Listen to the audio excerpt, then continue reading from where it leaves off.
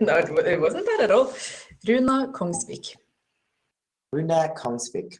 Yeah, so the rolling R is correct, but I don't expect you to learn that in these few minutes. Max Minor? No, tell me. It works, yeah. The German pronunciation would be Max Minor, but I'm perfectly fine with Max. Yeah. Ine Gibela. Yes. Perfect. That's great. And Liberty. I love the pseudonym Liberty. I love it. It's great. Cody is back with the right microphone.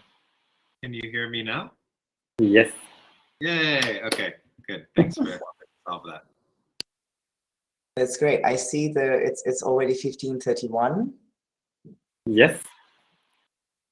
So I guess we start, right? So then let's start. Welcome everybody from our side. My name is Sören, my pronouns are him, and I'm part of the LGBTI Commission of the city of Mannheim, together with my wonderful colleague Margaret Goeth. And we welcome you to this conversation today, leaving no queer youth behind. How can we support vulnerable queer youth and young adults? And we have wonderful guests here today, speakers that will present their work. I'm having the honor to introduce our facilitator for today, Anbit Zaman, an LGBTIQ+ youth activist and a human rights defender from Bangladesh, now living in Cologne in Germany. They are involved in various queer organizations and initiatives in local, regional, federal, European, and also global level. Anbit is representing LGBTIQ+ youth from Europe and Central Asia to the ILGA World Youth Steering Committee since 2018. And their second democratic mandate ends in October 2022. Anbit is serving at the board of the Global Center and a founding member of the Global Queer Youth Network. For their 10-year-long LGBTI+ human rights engagement, last year they received the prestigious Diana Award, and recently on the International Day Against Homo, Bi, Trans and Interphobia 2022, so on Tuesday, they were awarded with the Rosa Courage Prize, a very prestigious prize in Germany, in the Peace City of Osnabrück.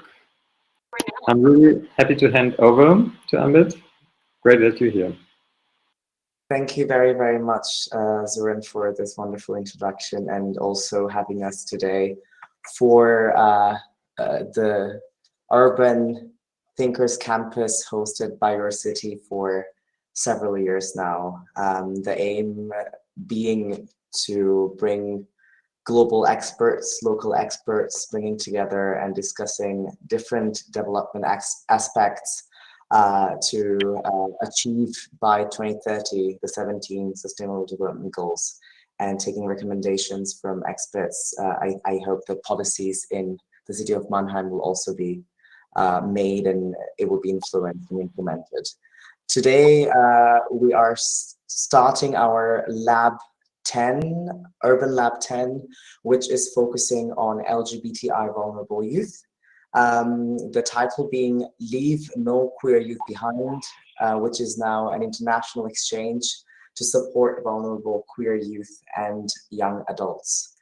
You might have already read the description of our lab today. For those who would like to know, youth is actually the key to achieving the Sustainable Development Goals 2030.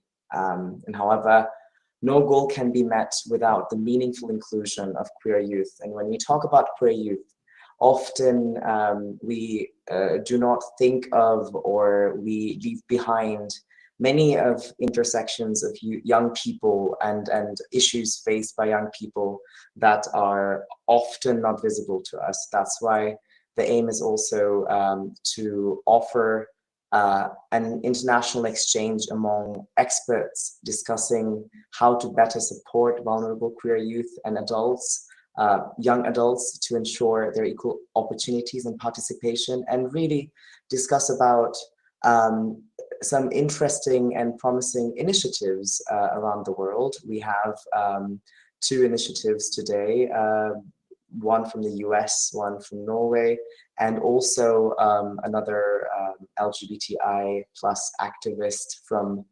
Asian continent.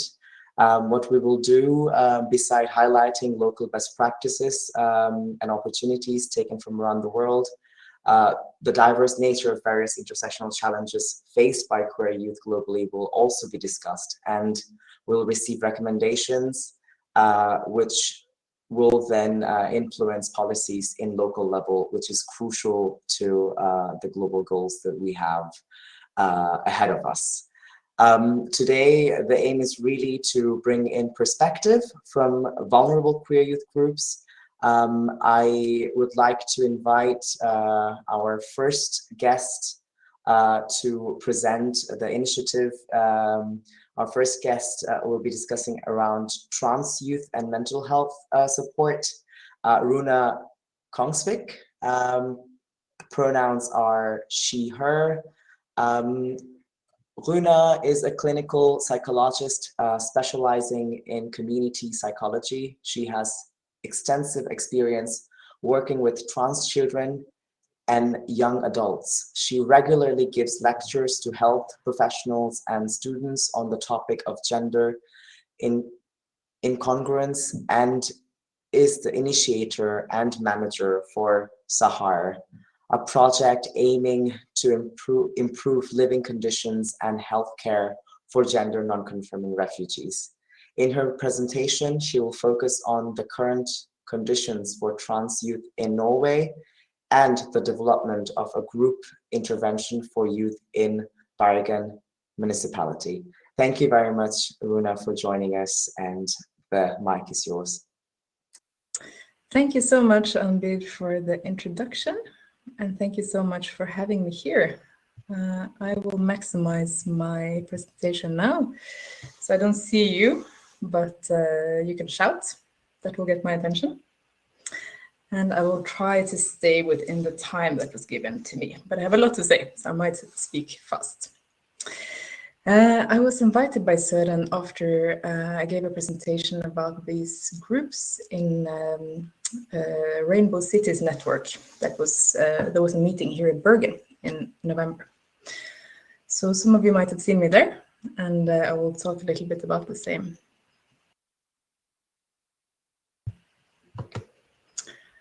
First, I will talk a little bit about gender-affirming treatment in Norway, and then more specifically about the challenges for gender non-conforming youth in Norway with regards to access to healthcare and minority stress, and then a bit more about the group intervention.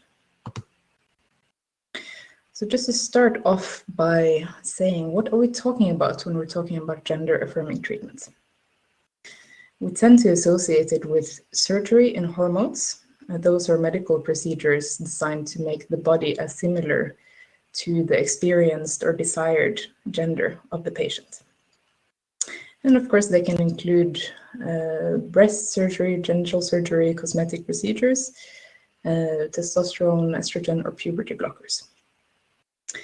But I also like to include more temporary or low threshold treatments, such as hair removal or prosthesis, penis prosthesis or others, binders, voice training or makeup. Hair can be gender affirming treatment for some.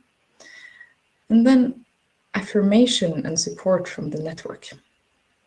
Here I'm talking about using preferred pronouns, names, etc.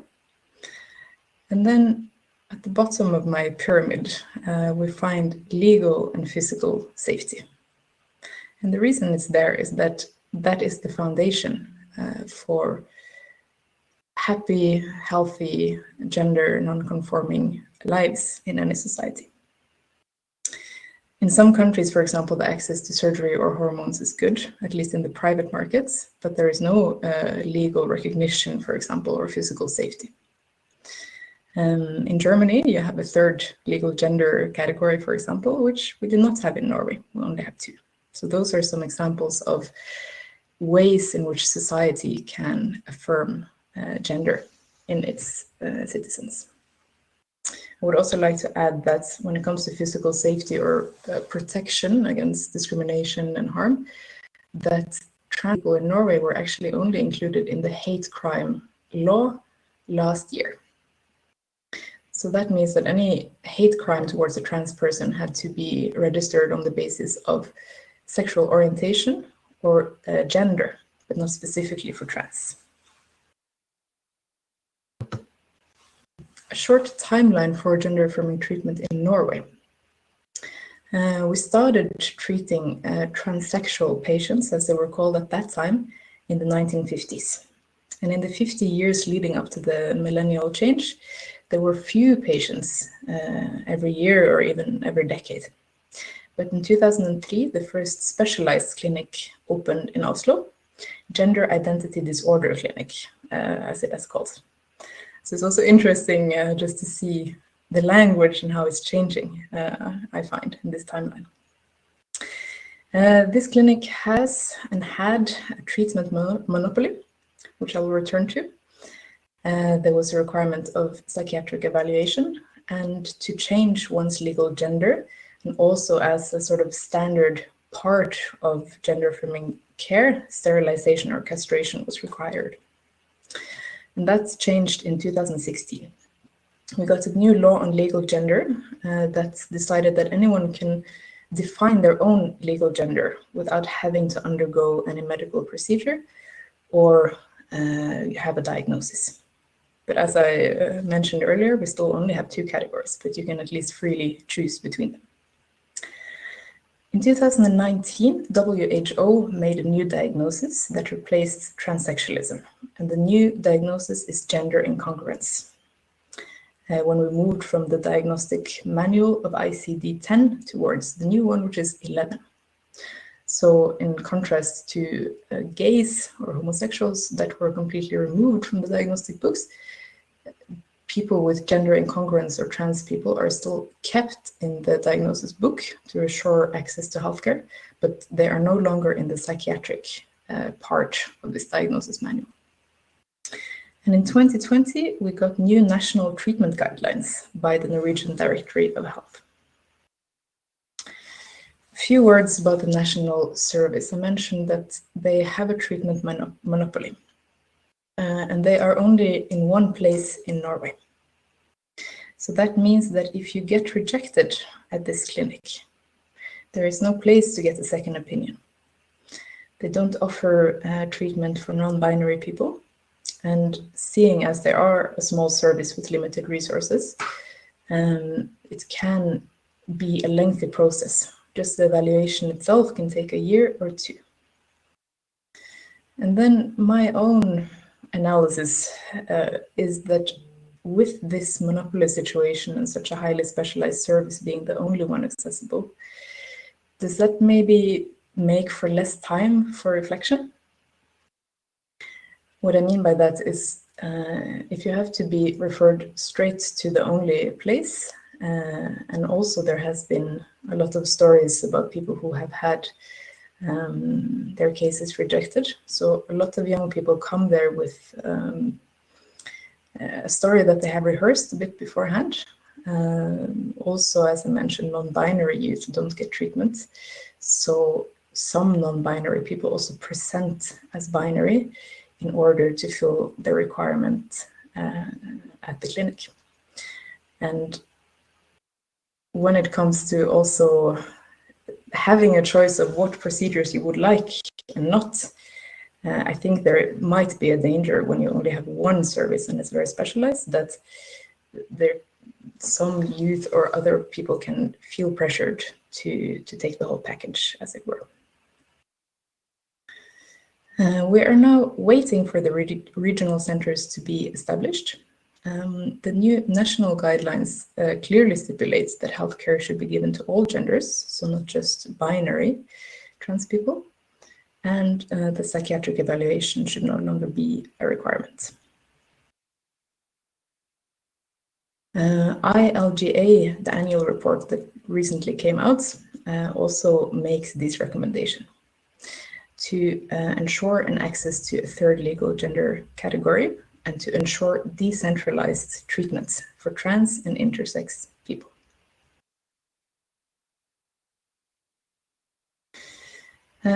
These are some clippings from the Norwegian newspaper. There was a play about a child that was trans.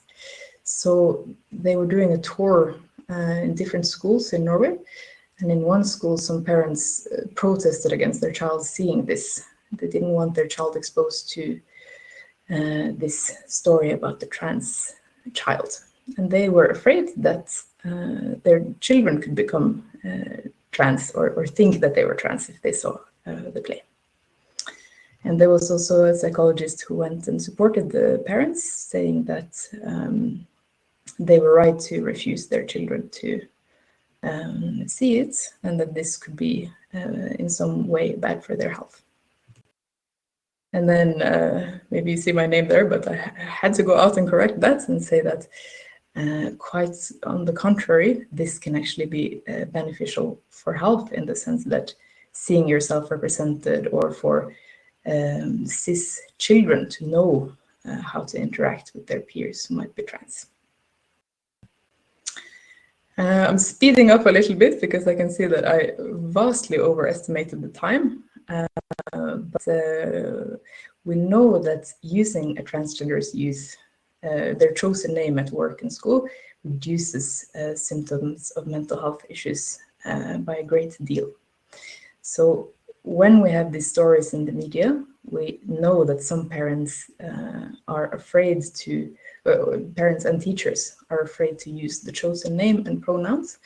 And I would say that that is quite heartbreaking, and also could be damaging if this type of rhetoric leads to adults being afraid to affirm children's wish, the name that they want to use. I will skip through this one. The group intervention and a lot of my work is based on the minority stress model. And it explains the high prevalence of mental health issues in minorities, or specifically gender minorities. And it shows that external or distal stress factors related to discrimination and rejection, victimization, can lead to internalized stress factors or transphobia, expectations, and concealment that negatively impact mental and physical health. But that community connectedness and pride can interfere with the negative effect or mediate it. So the main idea about the group is to give a space to meet and to have a dialogue, and so also to give this youth a space to explore their identity and to give them that time. I chose to call it a dialogue group about gender identity as opposed to for trans youth, because I wanted everyone to be able to feel included. We have so far had 6 rounds with 10 members in each group. So that means 60 kids have so far gone through it between the age of 12 and 23. And Bergen is a city with 300,000 people. And I think, or I know that there are a lot of kids that still want to go to the group. The demand is still quite high. So I would say that in a bigger city, then this need to have this type of meeting place and place to get information from professionals could be a lot bigger.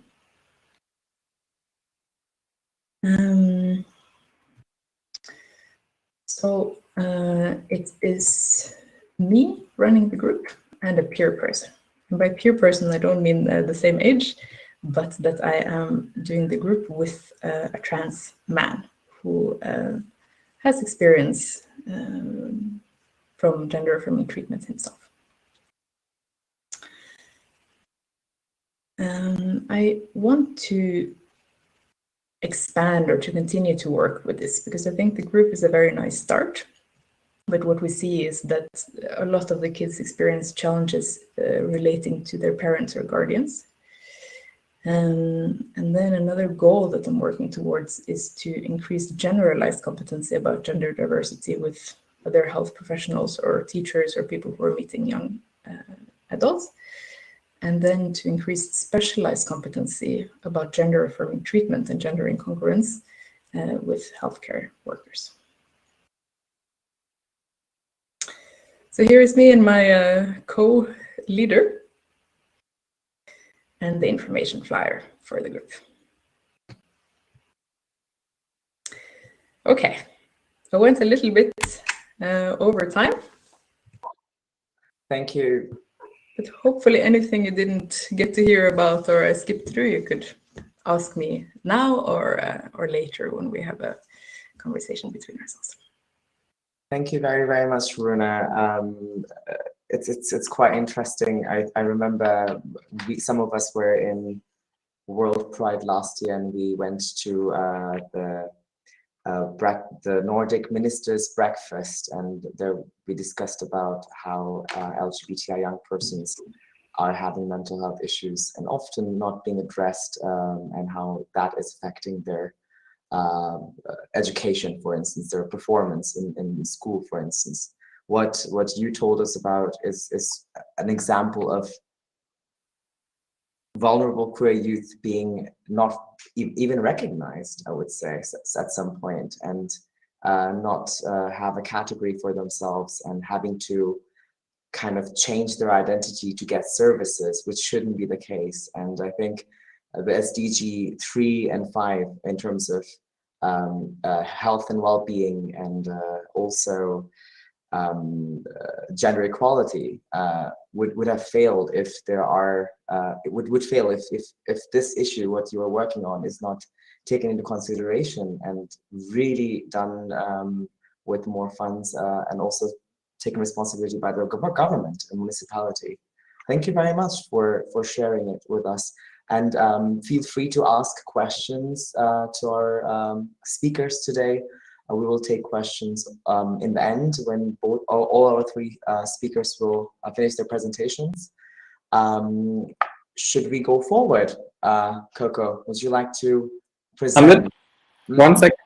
We have two questions. One from Max, if the slides could be shared with the participants, and the to Runa. And another question from Fine, if there are more infos what the group is exactly doing. Mm-hmm. That's great. Runa. Yeah, so I can take a couple of minutes. Absolutely. Yeah. Great. So first I would just also like to comment on what you said. One danger is that mental health issues are not being addressed, but then on the side I would say is that psychiatric difficulties, problems, issues also story and presently been used as gatekeepers. So access to healthcare if you have health issues, which might work, health issues you might have, not being able to access treatment, that is. So I just wanted to add that. Yes, I can share the slides. I guess maybe you will share everything after this. Yeah, practically I will send it to one of the organizers, and then I guess everyone who's interested can get it. And my email address is also at the end of the presentation, so if anyone wants to contact me, I would be very happy to talk to you. When it comes to the group, there was a lot of considerations made in planning it, so that I would have loved to go into in very great detail. Some of them, for example, it was that it was not for trans, but it was for anyone who wanted to talk about gender identity, so that's the inclusion criteria. I also didn't want to make it a therapy group, although I'm a psychologist, and of course topics relating to mental health issues are welcome in the group, but the assumption is that they are not mentally ill, because a lot of trans youth, maybe even most, are living very good, fulfilling lives. So it is a meeting place. It's a place to explore. It's also a place to get information, because unfortunately there is a lot of misinformation. So we sort of build a structure around it, that we have these 6 meetings, and then we do exercises and things for them to feel safe around each other. But then we give them a lot of responsibility for the content. We allow them to decide what the topic will be. And then, of course, I try to moderate them in a way, or to encourage everyone to say something, or to facilitate, maybe is more a correct word. But the group should decide what is an important topic. So that means that it's not manual based or anything like that. It's a meeting place and a community to promote connectedness and to share. Wow. Yeah, it's wonderful. You know, it's somehow sounds like also youth-led in a way, that you are taking the inputs and what the youth group wants for them to go forward. Yeah, I also like that it also opens up to many cis-identifying young persons and young adults, for them to also have discourse and discussion and knowledge about gender identity, what it really means. So it also somehow makes the queer youth group not to be a special sort, you know what I mean? Yeah, but we do find that when someone comes to the group or wants to join the group, that it is because they themselves have questions. But it can happen that a friend comes along, and then we just include them. We're not the ones to say who belong in the group or not. Absolutely, absolutely. Thank you very much, Runa. If you have more questions, Runa also will share, Runa already shared the email address, and of course we'll also be able to communicate it to you, the email address, also the presentation. Not to forget the questions coming from Fina Gibela and also Max Minor.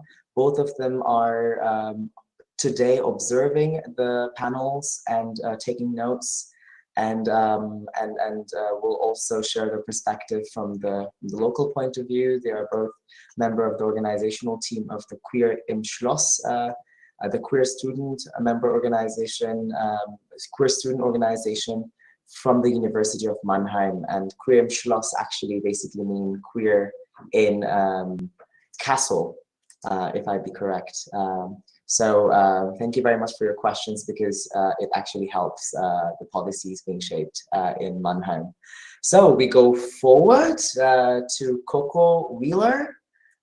If you'd be ready, I would like to have a quick introduction of you, a very important work you are doing. Coco Wheeler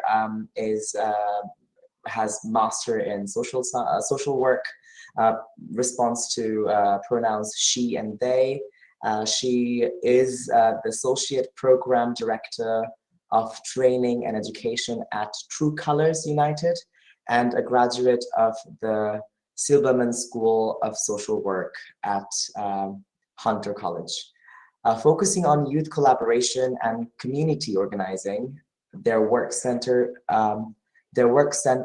on the development of safe and inclusive spaces for LGBTIQ youth experiencing homelessness. With almost a decade of experience in this field, Coco previously held roles working in a direct service capacity, both as an advocate for young men incarcerated in juvenile detention, and as a case planner for families involved with the foster care system. True Colors United is an international organization based out of New York, and working to end homelessness among LGBTIQ young persons through a racial equity lens.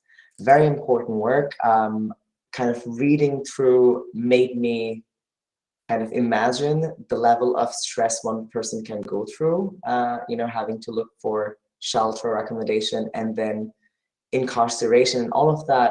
It's just a trigger warning for participants. If you feel uncomfortable, please do take care. Yeah, Coco, please, if you may. Thank you.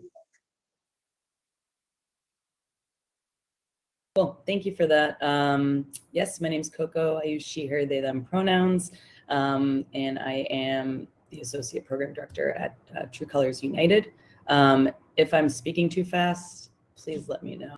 I'm a bit of a mumbler too, so I can handle it. I can handle the feedback. So a little bit about True Colors United. We were, you know, basically organized over 10 years ago with a focus on ending homelessness among LGBTIQ young people. Over time, we've expanded that to be LGBTIQ young people and managing that through a racial equity lens. That purpose is really because of the overrepresentation of Black and Brown young people within our systems due to, you know, literal centuries of white supremacy infiltrating every single aspect of our social services. Our work is not done in a direct service capacity, but rather more in a macro sense.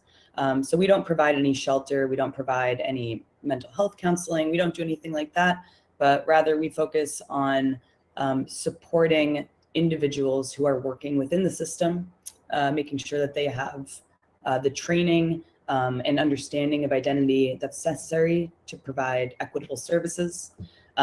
We do advocacy on a federal level with our governments, also on a local level. We provide on-the-ground trainings, we call it technical assistance.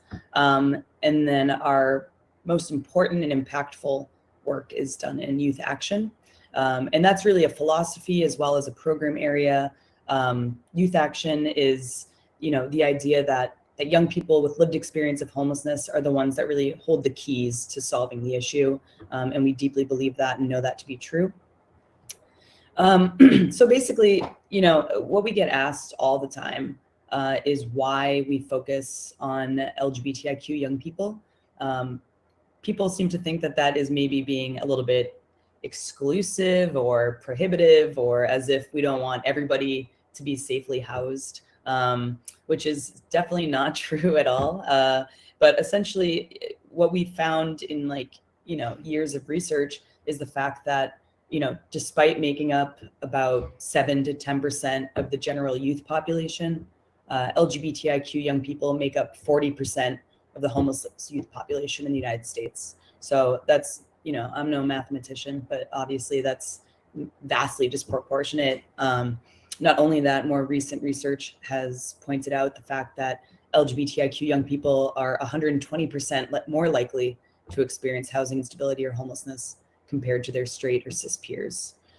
So really our role in the homelessness movement is to make sure that we are centering the needs of LGBTIQ young people, that they are considered in all aspects of program development, that they're getting the support that they need and deserve, and that they're able to live authentically in whether they are housed or not. Recently, we did some research, you know, because this is all United States based, and for the past 10 years, we've really been focused on the United States. But more recently, we've started to look outward and try to see what other countries are doing around this issue. And what we found was that we actually had the most data when it comes down to LGBTIQ youth homelessness. That's not to say that it's not happening on a global scale, but we just, you know, had identified it in a different way. So we've partnered with ILGA Europe as well as FIANSA, which is a European homelessness member organization. And we were able to put together the first ever report across Europe and Central Asia that was basically focused on LGBTI youth experiences and homelessness. It's called Perceptions. I can drop the link at the end. But all of this has really pointed to the fact that, yeah, this is an issue that's happening across the world in different capacities. And we've been able to learn some like really, really valuable lessons through doing the research and doing the work. The first is the importance of data collection. Can't say it enough. A lot of people are like, oh, we don't have any queer young people in our programs. We don't have high numbers of queer young people experiencing housing instability or homelessness. And when asked whether or not they're collecting any data about young people that are experiencing housing instability or homelessness, they're like, no, why would we do that? The simple answer is, you're not able to set up a program properly with everyone's needs in mind if you're not even sure who's accessing your program and services. And more importantly, if your staff is not trained on speaking on or to queer young people, they don't know how to ask pronouns, they don't know how to ask about identities in a way that's not like judgmental or whatever, then they're not going to be feeling safe enough to come out to you. And it's not going to be an environment in which they're going to live authentically and share these parts of themselves, because there's an element of self-preservation there. So staff training beyond data collection is really important. It's not enough to ask. You need to make sure that staff that are working in programs are really knowledgeable and comfortable and confident speaking on, any sort of like trans identities or queer identities. You also want to make sure that a physical space of an organization is set up with people's needs in mind. If it's a homelessness service provider, when a young person is first, entered into the program, there's no assumption made about what type of bathroom products they would want, what type of, personal hygiene products that they would be interested in, but really leaving that up to the individual to make that determination and that decision themselves. Physical space, of course, also includes all gender restrooms. It includes housing people based on their gender identity rather than their sex assigned at birth. Stickers are nice, buttons are nice. I'm always like, it's the least you can do, like put a sticker up, that would be nice. But if you don't have anything to back that up, if you're saying this is a safe space and you're not doing any sort of staff training or making sure that, that it actually is a safe space, then it's kind of pointless, right? And most importantly, as always, is youth action within these services. Nobody knows the experience of homelessness or housing instability more than a young person who has experienced housing instability and homelessness. No one can tell you more about the failures of your system or program, or the strengths, even if we want to be positive for once.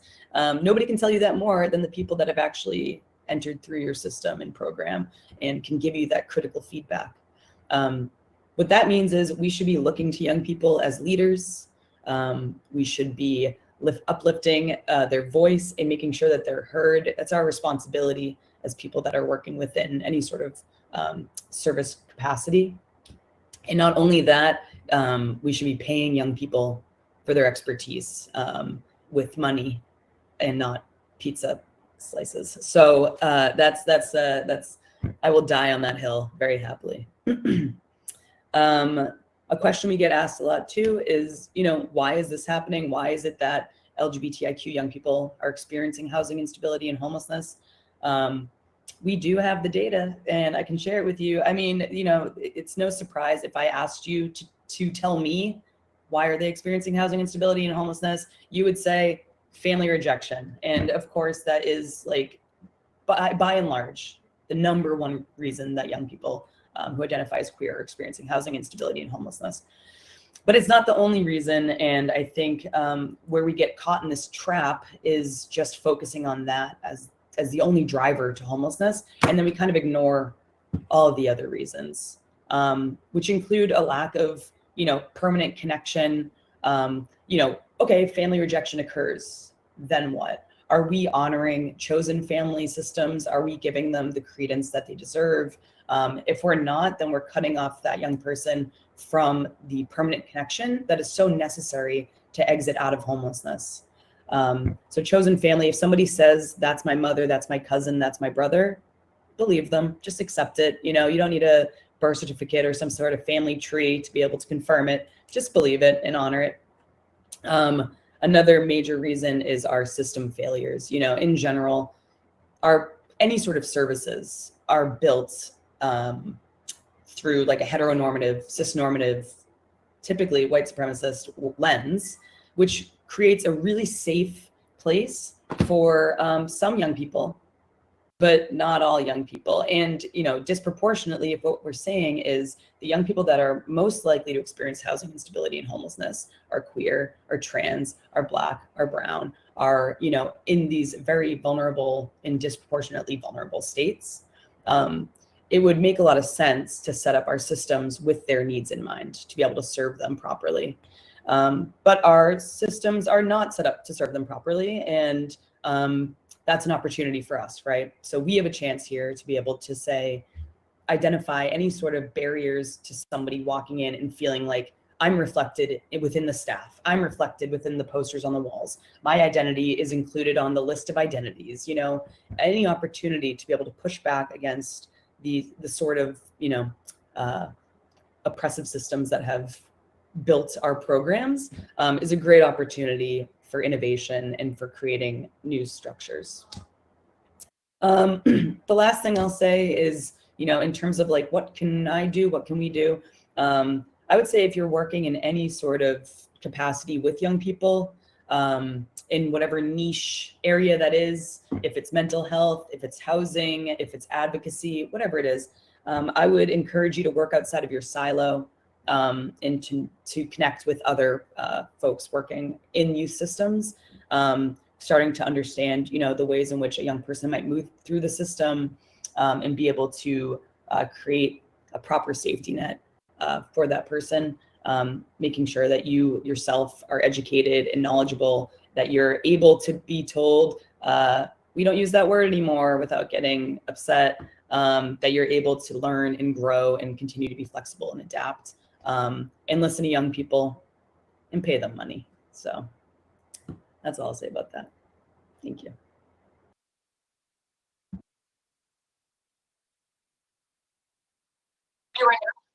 Very, very interesting perspective. You actually talked about not just queer youth homelessness, actually, Coco, but you also pointed out how also within queer youth, there are vulnerable groups as well who have it even more difficult, not just in terms of finding accommodation, but also in accommodation not being understood and often being vulnerable to or perhaps having challenges relating to racism or you know, being understood as binary or heteronormative and so on.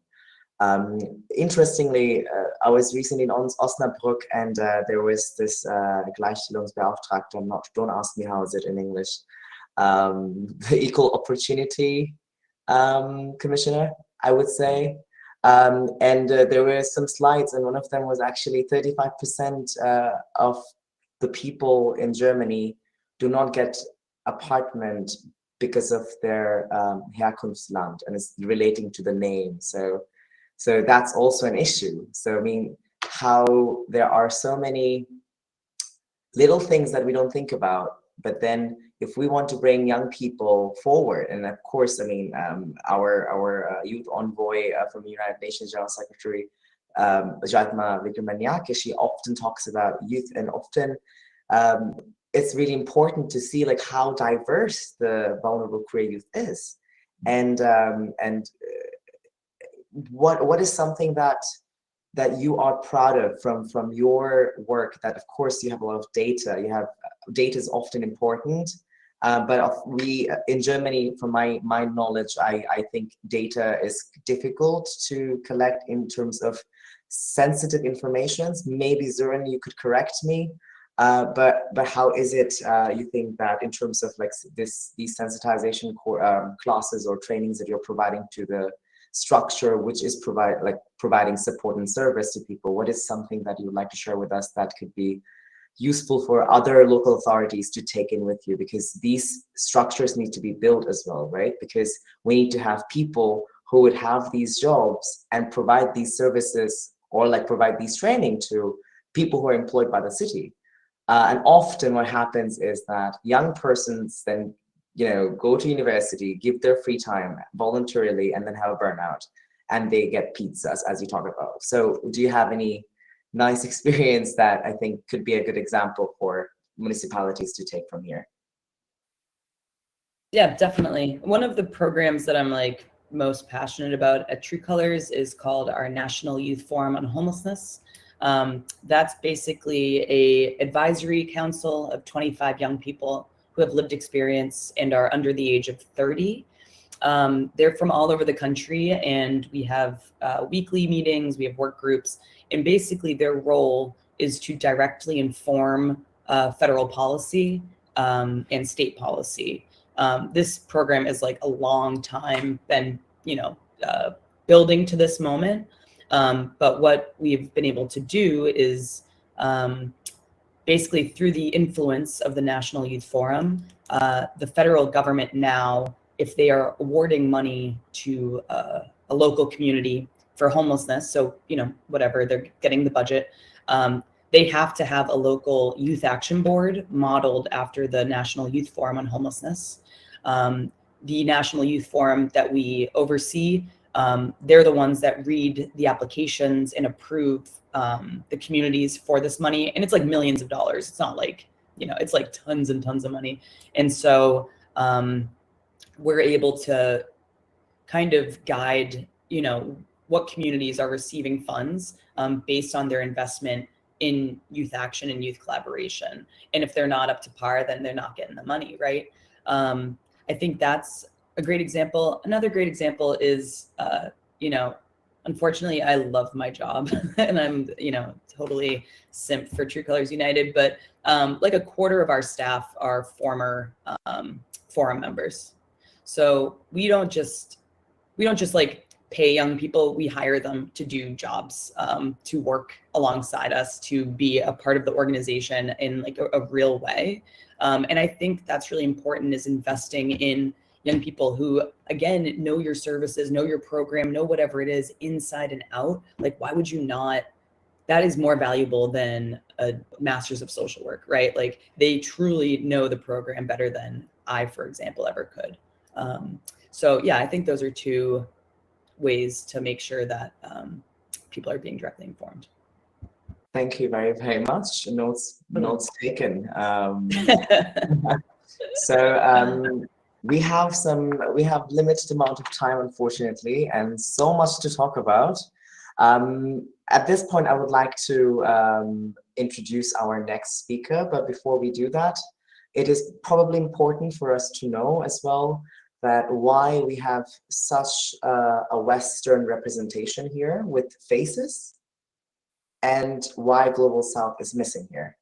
That's often being asked, and trust me, and Zurin, while organizing, we personally reached out to many of the organizations, and some of them actually didn't feel comfortable to be present and talk about the serious issues that they go through, and even talk about their wonderful initiatives, because there is this personal risk. We cannot forget that still there are 69 countries in the world who are criminalizing LGBTI young persons, let alone having cities or governments supporting. But we know that sometimes cities can be more progressive than the government policy. And that's the tool that Mannheim is actually aiming at, is to get cities more involved for SDGs. And I'm very, very pleased to have you, Liberty. Liberty is an LGBTI youth activist involved in various solidarity and also LGBTI campaigns and initiatives in their country of origin, in Asian continent. Liberty, wonderfully chosen pseudonym today, will not be sharing their screen. Response to all to he and they pronoun, will not be able to share their screen or face due to security reasons. And that already shows, like when we talk about leaving no vulnerable queer youth people behind, or queer young adults behind, the number is really, really high. And we have, of course, challenges relating to homelessness, mental health, challenges with social injustice, racism, and flight, for instance, asylum. But beside that, legal, as Runa previously said, in the pyramid, the base, legal and physical safety, is really the key for health and well-being and happiness. So thank you very much, Liberty, for joining and bringing the voice of people who are mostly unheard. Liberty, the floor is yours, and let us know how in such a vulnerable and challenging environment you find hope, and what are the initiatives that you do that support LGBTI young persons. Thank you, Anbid, for the nice introduction. And I'd like to thank you for the invitation and having me in this, I would say, wonderful initiative, because I believe these types of conversations and discussions need to be happen more and more to create more awareness and regarding the queer youth and LGBTQI issues. So today I really feel very glad to be a part of this conversation where I represent myself as a queer youth representative groups from countries where being queer is still criminalized, where society treats us as perverts and religious communities sees us as sinners. Despite having all these actually restrictions and limitations, we as an activists work voluntarily to create a safe space where people like us, those who identify themselves as queer, specifically queer youths and queer young adults, find a space, more specifically a safe space, where they can actually feel themselves without being judged, and they will find a voice to actually express themselves. Due to social stigma and unacceptance in my country, many queer youths have to face various types or kinds of tortures, harassments, forceful marriage, discontinuation of their education, and so on and so forth from their family or relatives or neighborhood, only because when they get to know about their sexual or gender identity. To address all these issues, we are actually doing capacity building initiatives for queer youths, where actually we try to conduct various kinds of trainings and workshops that helps and enables those queer youths to build their skills as well as to be independent to tackle those tough situations. Alongside, we also believe employability is, or the financial freedom is more important to be independent and to tackle all these situations.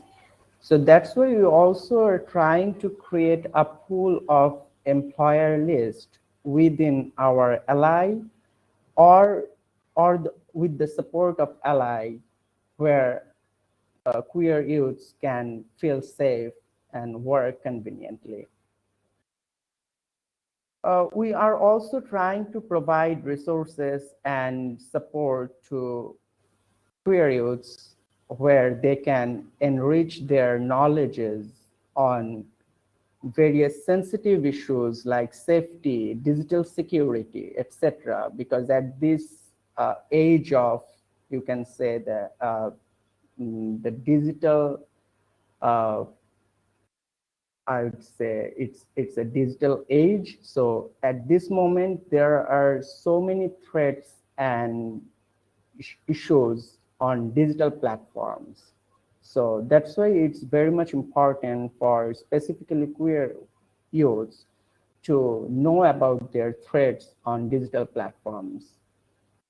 We also take initiatives through local art and cultures where actually it can portray queer theme as a voice. We did various kinds of initiatives like queer themed art exhibitions, competitions, theater performances, or publications. So to do all these queer publications or literature study sessions or queer art collectives, the most challenging or yet fascinating part was to keep the balanced representation of all spectrum of identity people to make them feel heard and valued or inclusive. We do conduct various types of research as well as surveys to understand queer youth's views and insights on various queer-related topics through which we can understand queer ideas to cater those specific needs of queer youths. We also host various kinds of events to celebrate our activities or achievements, which actually create a space to meet each other where we can get to know more about each other and to learn about their activities as well as how they're actually feeling or doing mentally, because mental health is one of the, I would say, underrated issue which actually rarely talked in my country. And that's why mental health is an alarming factor for specifically queer youths. So as we do not have much access to supportive and queer-friendly mental health practitioners or psychologists, most queer youths go through severe mental health issues like depression, anxiety, and suicidal thoughts. To address these issues, we are working to make mental health centers more accessible with the support of our ally organizations, where they provide us and connect us to those centers where that are supportive and are safe for queer youths to go to. We continuously helping each other within the community of queer youth and queer young adults to work on different projects and initiatives collaboratively, which we believe can bring some positive changes in near future. Allies from different human rights activities or movements and the feminist movements and from other movements are also supporting us to keep our work going. As there are no no local organizational support or governmental collaboration regarding queer issues in my country, we mostly rely on foreign aid to support our movements. So that's why actually we really look forward to having more support and more what I'd say, more supports and more connections from our friends and allies in our coming initiatives to ensure that more safe spaces for queer youths can be created and let their voices to speak or to hear. Thank you for giving me the opportunity to talk today. Thank you for hearing. Thank you very much, Liberty, for really bringing out the issues and challenges faced by many of the young LGBTI queer vulnerable community members of ours around the world. And it just, I got goosebumps while listening to you, that how in such situation, solidarity and only solidarity leads us forward and brings us forward. And something important, I think it's probably also a good time to transit to Cody, our global view expert, to also have recommendations from you how also city authorities can, of course, not just work with each other, but also promote the progress for LGBTI young persons in their partnership, for instance, international partnership, or providing funds. A short introduction, Cody, and I will just quickly go to you with 2 questions. Perhaps you could give us some recommendation, and also please talk about the Together statement. We're excited. Unfortunately, you'll have very short time because we would need to have Fine and Max to also get their moment, and we want to know the key takeaways. So Cody, very quickly, your biography, how I know you, as a wonderful person you are, your response to all pronouns, Cody Freeman, and you founded and are the CEO of the Global Center for LGBTI+ Freedom and Education, an NGO that transforms the world through education for LGBTI+ person, youth globally. And you are also lecturer at the Faculty of Learning, Science and Education in Thammasat University in Bangkok, Thailand, where you have taught 14 courses at the bachelor's and master's degree levels about human rights, democracy, democratic education, policy, and social movements. In addition to that, you will soon start your PhD at the University of Minnesota College of Education and Human Development.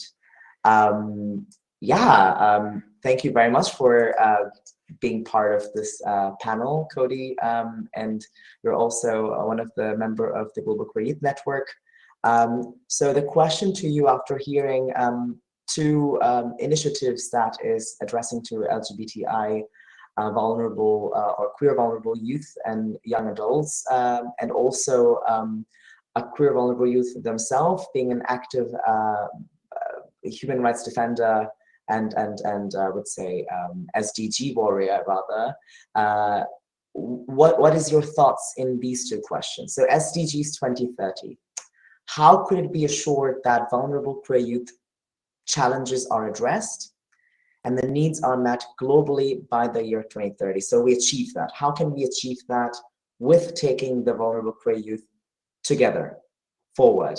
Second question is importance and significance for local structures in meeting the global goals without leaving queer youth behind, and how the cities locally can play an important role, of course locally, but also internationally, addition to what just Liberty mentioned. Quite similar, but a big question, but very short answer. Big questions in a short time. First, thank you for having me here as part of this conversation. Hello from Bangkok, Thailand. Hearing Runa, Coco, and Liberty speak, I think first reminds us that the myth is shattered, that youth aren't participating, that youth aren't involved.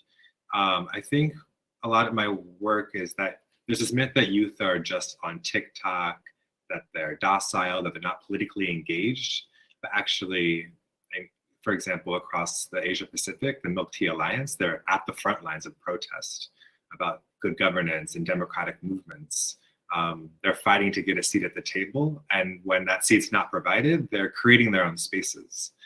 And with that, I transition to the Together statement, which is actually the first event that we get to share the work that we've been working on for about 10 months. And the Together statement looks like this. is co-organized by 7 different organizations. And to name them quickly, it's the Global Center, IGLIO, ILGA World, the Global Queer Youth Network, Kyrgyz Indigo, Feminita, and Shoutout. So ones that work at the local level, the national level, the regional, and the international level. 7 youth-serving, youth-led organizations, LGBTQI, came together and we said, we need to have a conference that we listen to what youth need, and we produce a together statement, a call to action, listening to youth in the key domains of education, employment, health, housing, and political participation. And what was cool is that from all of this, youth, at least at the conference, have a foundation in that this needs to be intersectional, that this needs to represent all of the different identities underneath the queer or LGBTQI plus umbrella. And so from that, we created 65 clear calls to action. And I think my one ask of the people here is that I'll put a link to our mailing list in the chat box, is that you read the together statements so that you can take away of these 65 things that youth are actually asking for across the Central Asia and European region. And we plan to do this across the different regions and then come together and form a global together statement. But it's a youth movement that's just starting, so it's quite exciting. At the local level, the second question, I think one is about listening, and the second is about giving the space, taking up those recommendations, and then ensuring in the systems and processes and the bureaucracy that the voices are continually, sustainably included. In a practical level, that could be through laws and policies about cultivating LGBTQI plus history in your city. It could be about non-discrimination laws. It could be about a ban on conversion therapy at the local level. It could be about inclusive curriculum that addresses intersex, sex worker, non-binary, trans topics and centers that because of the historical marginalization. It could also be something that I really love is youth advisory councils. So it provides a actual tangible space that allows youth to share their opinions that then goes through public policy, and then it's codified into policy and law to make a more sustainable long-term change. So at the local level, I would say that non-discrimination laws and policies, and then actually create the space called a youth advisory forum. Just for a quick response to your 2 questions.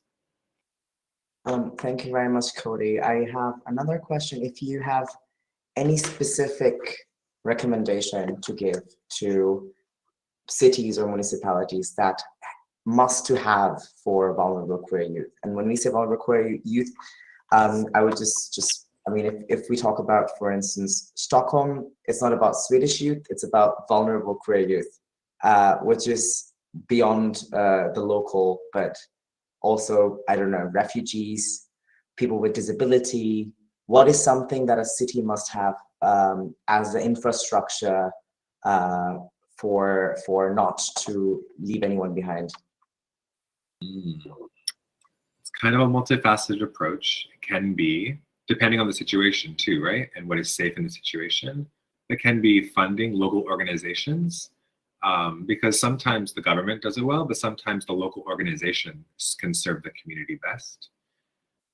It can be like an LGBTQI plus envoy, a point of contact that people from the community can get in contact with, but that also dialogues with the community at the city level. A key thing, as we heard, is mental health support. So funding and working with medical professionals to provide mental health spaces and support to help queer youth. I think those are the 3 things I would suggest as a start. Thank you very, very much for sharing your view, and also speaking of the together statement. And I must also take some pride to be part of it, and it's been wonderful, and hope that we can do more in many other regions. And believe me, you city authority, it is really a great piece of working hard young people came together without even pizza, and providing recommendations and advice to municipalities, and hope that Mannheim could take on some and make great examples for other cities. and encourage other sister cities if you do. The local perspective. We are now eager to hear from Fine Gibela and Max Minor. You both are active in the university organization Queer in Schloss. Perhaps from your experience, if I go with specific question, like how in today's discussion you see your personal experiences reflecting, like how do you see the matching from your personal experience in Mannheim, and what are the key takeaways you kind of take with yourself from this discussion today? These are the two first questions to both of you. Whoever want to go first, Fine or Max. I think I can start maybe. I think like there was one thing where I felt very much talked to, and that was actually a sentence by you, Anbid. I hope I said it right. And that was, you go to a university, you get really active, and no one is paying you, and you have a burnout, and then you get pizza. And like at the University of Mannheim, I don't even get pizza. But I feel like the rest I have covered, and I've not even been active for so long. Maybe Max can talk more about that because they've been active for longer. Yeah, but I felt very heard today, also from being in this meeting as well. It is something that I think Mannheim is doing on a local level, but there needs to be more organization, I would say, also of queer youth really to get political. Right now I see a lot of events and groups organizing to have spaces to connect and to have communities or a community. So that is definitely something that I would say Mannheim has, or this area has, but there needs to be more more action plans and more aids to really get organized and get some change. What I took away was like my key takeaways where I really like this group that Runa talked about, and I think this would be something that Mannheim could benefit greatly from, and the youth of Mannheim could really benefit greatly from that. At some point you also said that maybe a group for parents and guardians would be an idea, and I also really felt that because I get the notion that it really is an issue and people get it and feel a little bit safer, but then actually the younger people, some of them still live at home and it's completely different. So that might be an idea as well that I would like to see here. And also Mannheim is a very diverse city in terms of countries of origin that people are coming from or families are coming from. And I do not really see this represented in the queer community yet. And I'm sure they exist somewhere, but the community is very white here. So then would need to be some form of structural organization change for queer people to also unite from different backgrounds. I'm gonna be fast, but I also have a lot of ideas because it was like you raised such good points, and I really hope that Mannheim implements many of them. I just love it that Mannheim is already getting their advisory board here. Like already, this is really cool. Something that I stumbled upon in the university as well was the point of data collection, that the university doesn't know how many queer people there are, trans people, how many non-binary people there are, and because they don't know how important it is, or they measure the importance in quantity and then they do not implement any measures. So I think it would definitely also be a good idea to get some data, maybe even also for people in homelessness as well. And something that is also very close to my heart is the mental health as well. And in Mannheim, there is already an organization that is funded locally so that queer youth can get some counseling, but we would still need to get this funding also for people of all ages. That is not accessible right now. And also we need more trained psychologists, therapists as well in the area. I think that's it for me.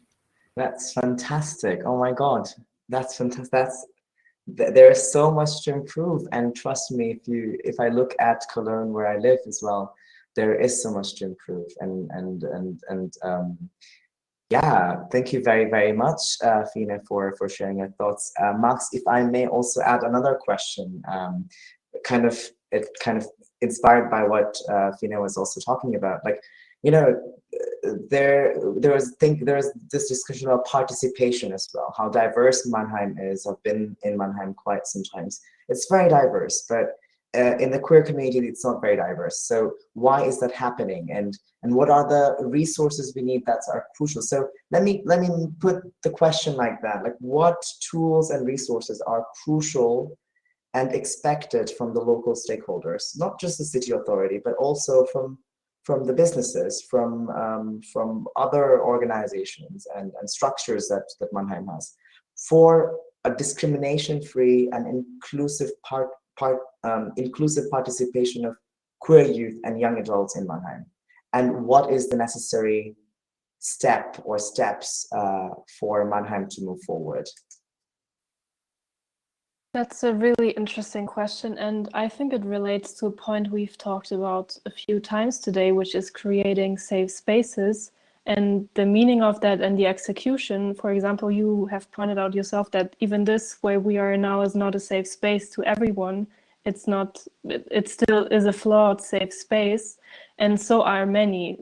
Even Queer Schloss, the safe space that we try to create, is linked to the university, which has a lot of entry regulations that are very discriminatory against a lot of groups. Like, for example, people that are not German speaking have just a tough job to enter and to proceed in the universital structures. And so I think that the answer would be to create safe spaces, not only queer safe spaces, but safe spaces in general. Like, for example, yes, speaking of the university, a safe space university that allows everyone in, so everyone can make use of the safe space that Queer Schloss is offering. And same goes for the city. If we create global safe spaces, of course, we will also allow groups that are, as of now, excluded from the queer safe spaces that we create to enter. Right now, I have difficulty to connect it down to a smaller level of, for example, what we as Queer Schloss could do.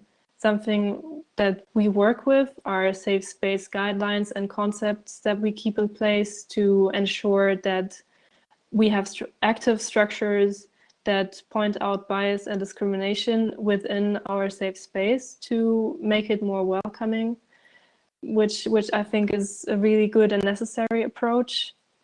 Yeah, I think that would be my answer to that question.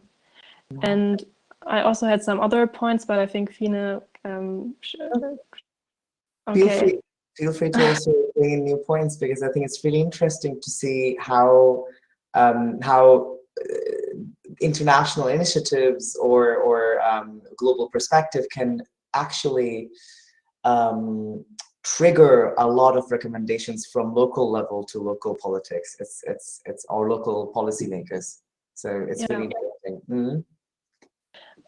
I would like to connect back to some points that we've heard in the input so far, and from the people from the people talking about their initiatives. So the first thing that stuck with me was centering LGBT youth and also LGBT youth of color with their needs and as a vulnerable group, which they are. Also mainly in our health system, because we have heard Runa speaking about as someone that is linked to the health system as well, and it made me really happy to have someone of the health system actually being aware of the difficulties and the struggle and the discrimination that we have in the health system, because in Germany as well, there is no healthcare available for non-binary people if they want to have gender affirming treatment of any kind. And even to try and get therapy as a non-binary person is really hard, because there is no people educated on the matter, and it's a really like trans issues are a really complex matter that you have to be educated about to provide someone with proper therapy, because it is a very vulnerable space, and a space where it is very easy to spread harm. And that is such a pity that we don't have the formation in our healthcare system and the structural discrimination there that would help uplift and non-binary and trans people, and also help them overcome those difficulties. And 2 more points that I took from all of the input that we had is, on one hand, the importance of allies, which I took mainly from Liberty's input. It really stuck with me, and it also made me think of the structures that we have in Mannheim already, and the fact that we have to listen to queer youth in order to take on what they're thinking and their points. And I realized that I also have to acknowledge and be thankful for the structures that we have in Mannheim already, because I think we have to keep in mind that queer youth and also queer activist youth is drained. Like I can only speak of myself, but it can be really exhausting to do activism and to have the activism which is draining itself, and then also personal stress and burden through discrimination as well. And so Sören, for example, approached our initiative multiple times and opened up spaces to talk about our ideas and to connect and to share. And I think to actively approach queer youth and ask about their ideas is also like something, because just I think Queer im Schloss, like from us ourselves, I don't know if we would have been able to open up the spaces for communication with the city of Mannheim, because we have so much at our hands already. Yeah, and I also want to say that this is really healing today, because as an activist, you can sometimes forget that, you don't deal with people that are as considerate and reflect on all those topics as much as you do, and to have people here that do that and share that, that's really amazing. Yeah. Oh, thank you very, very much. You just you took my words from my mouth, Max. I must really appreciate all the speaker and everyone who joined and contributed today. If we were in person, I would probably bring some chocolates and flowers for you guys, but maybe that will happen at some point. We hope that we can visit Mannheim and see Mannheim progress even more. I can be a little proud of Mannheim, even though I don't live there, that Mannheim is one of the most progressive cities in terms of also showing visibility of not just LGBTI rainbow flag, but also specifically non-binary flag, bisexual flag, and also having this visibility. I was recently in Mannheim and I was kind of surprised meeting rainbow families, fathers of rainbow families coming together and having discussions. So, there is a long way to go, but I'm sure there are opportunities. If you take this opportunity, Sören, to, from your perspective as LGBTI commissioner, what you take from today's lab, from local and both global perspectives, And if you see opportunities for Mannheim to go further, and not just within Mannheim, but also beyond Mannheim's border to other cities, perhaps. Thank you very much, first of all, to all of you for your really precious input. It's really wonderful, and I learned a lot again, even though I thought I'm quite an expert already. So it's as it was said before, so valuable to just listen again and again and to learn. And I think that's what we as a city should do more, and where we as a commission try to to help to bring our colleagues to this point where they offer vulnerable groups a place at the table where they can really engage, where it's possible to bring in their experiences, and to when we work on policies or developing the city or I don't know, whatever project, that it's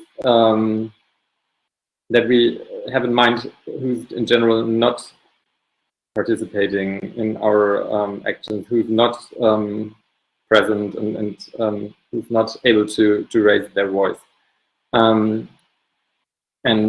Yeah, from with that perspective, to have a more inclusive and more safe environment for all. Because if it's my mayor once said, if a city is safe for for people under 8 and over 80, then it's a quite good place. And and I might add, if it's safe for queer youth, then it's also a very good place for many.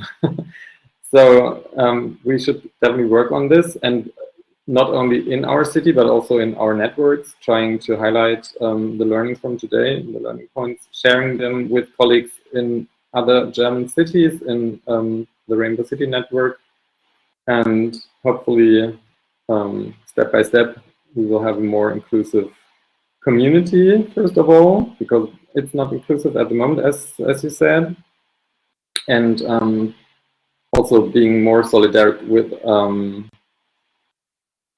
people that are vulnerable.